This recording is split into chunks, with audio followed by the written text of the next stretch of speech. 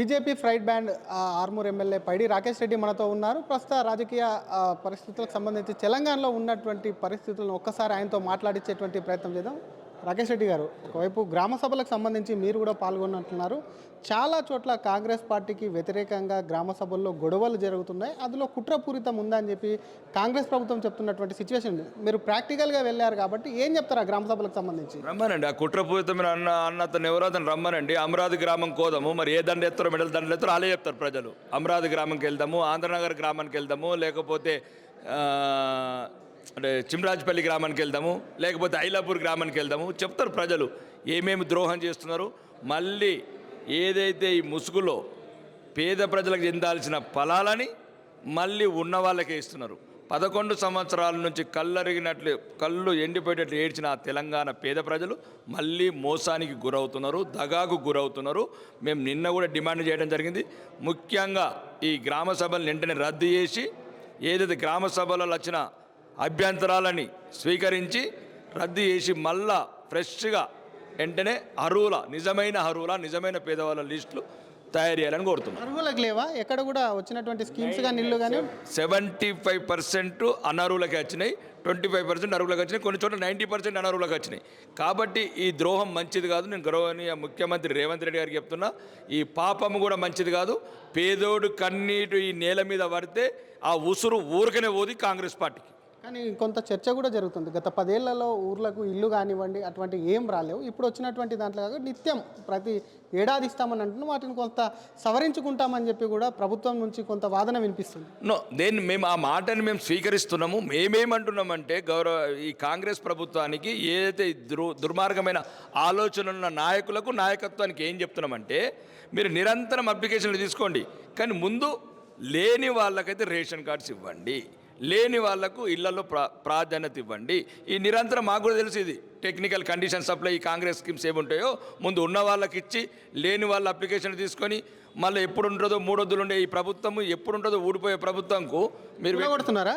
వాళ్ళు గూలగొట్టుకుంటున్నారండి. మేము గూలగొట్టుకుంటలేము. ఇప్పుడు అన్నిటి మేం కాదు, కాంగ్రెస్లో ఉన్న ప్రజలే తిరగబడుతున్నారు. నేతలు పదే చెప్తున్నారు ఎప్పుడు ఉంటుందో ఎన్ని రోజులు ఉంటుందో తెలియదని. ఎందుకు ఆ మాట పదే కాంగ్రెస్ ఉన్న వాళ్ళు అంటున్నారు ముఖ్యమంత్రి మార్పు తొందరలోనే ఉంది అని వాళ్ళు అంటున్నారు తప్ప మేము అంటలేదు. కాంగ్రెస్ ఏదైతే ఇప్పుడు గ్రామాలలో ఉన్నదో కాంగ్రెస్ కార్యకర్తలు తిరగబడుతున్నారు ముఖ్యంగా.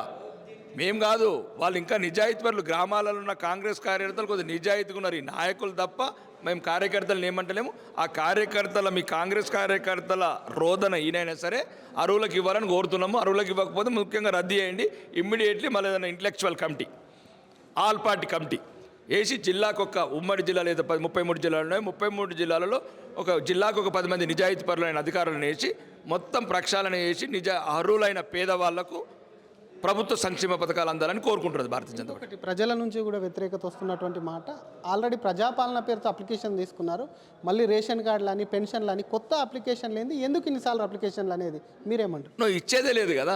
ఇప్పుడు ఏదైతే పార్టీల ముసుగులు స్థానిక సంస్థల గెలవడానికి, స్థానిక సంస్థలు ప్రలోభ పెట్టడానికి ఇదంతా ఒక స్కీమ్ తయారు చేశారు. ఇది ఏదైతే వాళ్ళ గ్రామాలలో వాళ్ళ కార్యకర్తలు ఉన్నారో కార్యకర్తలకు మాత్రమే, ఎట్లయితే ఇంతకుముందున్న గత ప్రభుత్వంలో దళిత బంధు అనుకుంటా ఎవరైతే కాంగ్రెస్లో ఉన్న బీఆర్ఎస్లో ఉన్న కోటీశ్వర్లకు ఇచ్చారో ఇప్పుడు కూడా వాళ్ళ కార్యకర్తలకు లబ్ధి చేకూర్చడానికే ఇది ఏమంటారు ఈ గ్రామ సభలు అనుకుంటూ పెట్టుకుంటా ఈ స్కీమ్స్ పెట్టారు తప్ప ఇది నిజమైన అరువులకు మాత్రం కాదు. కానీ ఇంకొక మాట, మీ కాన్స్టిట్యున్సీకి సంబంధించి మీ మీద పోస్టాలు వెలుస్తున్నాయి. మీరు కాన్స్టిట్యున్సీలో తిరిగేటువంటి అర్హత లేదు, మీరు ఇచ్చిన హామీలన్నింటినీ నెరవేర్చుండే. దీని వెనకాల పెద్ద ఎత్తున చర్చ కూడా జరుగుతుంది రాజకీయ వర్గాల్లో. మరి మీరు ఇచ్చిన హామీలు ఎప్పుడు నెరవేరుస్తారు? ఆ పోస్టాలు ఎవరు వేసిర్రు అనుకుంటున్నారు? నేను ఇప్పుడు ఆడ మా దగ్గర ఉన్న ఇద్దరు ఒకడు చెప్పాను, ఇంతకుముందు కూడా చెప్పాను. బిల్లా ఒకడు, రంగా ఒకడు. బిల్లా రంగాలో చేసిన పన్నాగము. నేనే ఇప్పుడు ఇవ్వాలని ఒక పేపర్ లీకేజ్ అయింది. వాళ్ళిద్దరిది ఏదో మాట్లాడిన 9 నిమిషాల రికార్డింగ్ అయింది. మనం రాను రాకేష్ రెడ్డి చరిష్మా పెరుగుతుంది తెలంగాణ రాష్ట్రంలో ఆర్మూర్లో. మనం ఇద్దరం ఒక్కటి కాకపోతే అతని భవిష్యత్తులో ఎదుర్కోవటం కష్టమైన ఒక 9 నిమిషాల ఏదో వాళ్ళిద్దరు మాట్లాడినట్లు టెలిఫోన్ లీక్స్ అయింది, ఆడియో లీక్ అయింది. రెండోది ఏంటంటే ఇప్పుడు కూడా మీకు బహిరంగంగా చెప్తున్నా, ఇద్దరు వినయ్ రెడ్డి గారు, జీవన్ రెడ్డి గారు, ఒక తెల్ల పాము ఒక నల్ల పాము ఇద్దరు కలిపినారు. మరి ఏం పాము అవుతారో చూడాలి, విషయం ఏం కక్కుతారో కానీ ఒకటే చెప్తున్నాను. రెండోది ఏంటంటే నేను ఇప్పుడు కూడా బహిరంగంగా రేవంత్ రెడ్డి గారికి చెప్తున్నా, నేను ఎన్నికలల్లో మాటిచ్చింది నిజం. ఆ మాట మీద నిలబడే ఉన్నాను. నువ్వు ఉంటావా ఉండవా రేవంత్ రెడ్డి నిర్ణయించుకో. నేను నా ప్రజలకు ఒక వాగ్దానం చేశాను. ఏమని? ఒకవేళ ప్రభుత్వం దగ్గర ఇల్లు కట్టియలేకపోతే ఊరుకు 10 ఇల్లు కట్టిస్తానని నేను నిజంగా మాటిచ్చాను.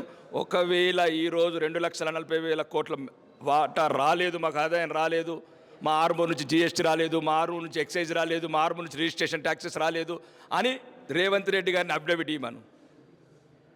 లేదు 1,38,000 కోట్లు తెచ్చిండు కదా అప్పు, ఆ అప్పులో మా ఆర్మూర్ వాడలేదని చెప్పమను. ఎవడబ్బ సొమ్ము ఎవడికి ఇస్తున్నాడు? బహిరంగంగా చెప్తున్నా. ఇల్లు ఒకవేళ ప్రభుత్వం ఇప్పటికైనా డిక్లేర్ అవ్వమని దమ్ముంటే ఆర్మూర్ తెలంగాణలో లేదని రేపు మార్నింగ్ మొత్తం 87 ఊర్లలో మొత్తం కొబ్బరికాయలు కొడతాను గృహాలు కట్టేందుకు. ఎవడబ్బ సొమ్ము ఎందుకు ఇస్తారా మీరు?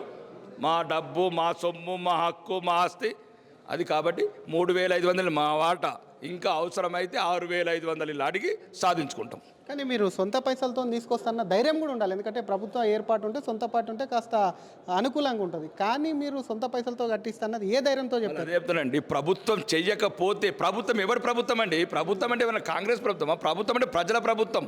పార్టీలు విపక్ష పార్టీల ఎమ్మెల్యేలకు సహకరించట్లేదని మీరే చెప్తున్నారు. అది ఉందా ఇంకా? ఇప్పుడు 3,500 ఇల్లు అండి.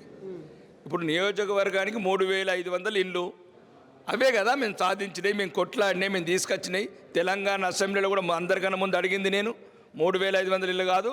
ఇంతకుముందు ఎవరెవరైతే కట్టుకున్నారో, ఇంకా అప్పుడు టీఆర్ఎస్ కోటలలో ఎవరైతే దాన్ని సిస్టమ్ని దుర్వినియోగం చేశారో వాళ్ళకి ఎవరికైతే ఇంతకుముందు 3 పూటలు తిన్న వాడికి మళ్ళీ మాతో పల్లెం పెట్టకండి, వాడికి 3,500 ఇస్తే మాలాంటి నియోజకవర్గాలకు నష్టపోయిన నియోజకవర్గాలకు 7,000, 10,000 ఇల్లు ఇవ్వమని చెప్పినాము. ఫస్ట్ నా తెలంగాణ శాసనసభలో మాట్లాడిన మాటలేనండి, రెండోసారి శాసనసభలో మాట్లాడిన మాటలేనండి. కాబట్టి ఒకటే చెప్తున్నామండి, ప్రతి మాట మీద కట్టుబడి ఉంటాం. నిజాయితంగా భారత మాత గురించి కొట్లాడుతున్నాం. देश के लिए जान देने के लिए भी तैयार है हम लोग. देश के लिए ऐसा नहीं है जो आंडू पांडू का जैसा नहीं है. ఇద్దరు వాళ్ళు కలిసిన పోస్టర్ల డ్రామా, అట్లాంటి డ్రామాలు రోజు ఉంటాయి. దీన్ని బహిరంగంగా చెప్తున్నా కదా. రేవంత్ రెడ్డి గారిని అప్డేట్ ఇవ్వమని చూద్దాం. ఆర్మూర్ తెలంగాణ లేదు మన మాకు మొత్తం జీఎస్టీ మేమే వసూలు చేసుకుంటాం, ఎక్సైజ్ ట్యాక్స్ మేమే వసూలు చేసుకుంటాం, రిజిస్ట్రేషన్ మేమే వసూలు చేసుకుంటాం, రోడ్ ట్యాక్స్ మేమే వసూలు చేసుకుంటాం. ఎవడబ్బా ట్యాక్స్ అండి? మేము రోడ్ ట్యాక్స్ కడతలేమా? మేము ఎక్సైజ్ కడతలేమా? మేము రిజిస్ట్రేషన్ స్టాంప్ డ్యూటీ కడతలేమా? ఆ డబ్బులు వచ్చి హైదరాబాద్ ఖజానాలో పడతలేవా? మరి ఖజానా కొడంగల్కే కొండపోతారా? మధురకే కొండపోతారా? మా హక్కులు మేము అడుగుతున్నాం. ఒకవేళ ప్రభుత్వం చెప్పమానండి, మేము ఆర్మూరు కట్టమని రేపే ముగ్గేస్తా 800 ఇళ్లకు. సార్ బహిరంగ సవాల్. ఇంకొకటి, పసుపు బోర్డుకు సంబంధించి ఎవరికి వాళ్ళు కూడా పసుపు బోర్డు తాము తీసుకొచ్చామని ఒకరు, తాము లేఖ రాస్తుందని ఒకరు, ముఖ్యంగా మీ మాజీ ఎంపీ కూడా అక్కడ మాట్లాడుతూ నా కృషి ఉంది, ఇది బీజేపీ దీంట్లో ఏం లేదనేది చెప్తుంది. మీరు కూడా అదే పార్లమెంట్ పరిధిలో ఉన్నారు. పసుపు బోర్డు వచ్చిన దానికైనా దాని మీద చర్చ ఎక్కువ జరుగుతుంది. ఇంతకు పసుపు బోర్డు బీజేపీ తీసుకొచ్చిందా, లేకపోతే బీజేపీ ప్రభుత్వం ఇచ్చిందా, బీఆర్ఎస్ తెచ్చిందా, కాంగ్రెస్ తెచ్చిందా? ఇప్పుడు పసుపు బోర్డు గురించి పెద్దగా మనం అంత పెద్దగా చెప్పాల్సిన అవసరం లేదు. తెలంగాణ ప్రజానీకానికి ఎవరు తెచ్చారు, ఎవరు మాటిచ్చారు, ఎవరు బాండ్ పేపర్ రాశారు. ఒకవేళ సమస్య మేము ఒప్పుకుంటున్నాం కదా, 40 సంవత్సరాల నుంచి ఉన్నది. ఎవరున్నారు? ఈ కాంగ్రెస్ దుర్మార్గులే కదా అప్పుడు ఉన్నది. కాంగ్రెస్ కావచ్చు, టీఆర్ఎస్ఏ కావచ్చు కదా. మరి అప్పుడు తేలేదు, అప్పుడు బాండ్ పేపర్ రాసియలేదు. బాండ్ పేపర్ రాసిచ్చిన చరిత్ర మాది. బాండ్ పేపర్ తెలంగాణ రాజకీయాలలో ఒక బాండ్ పేపర్ అనే చరిత్ర సృష్టించింది మేము.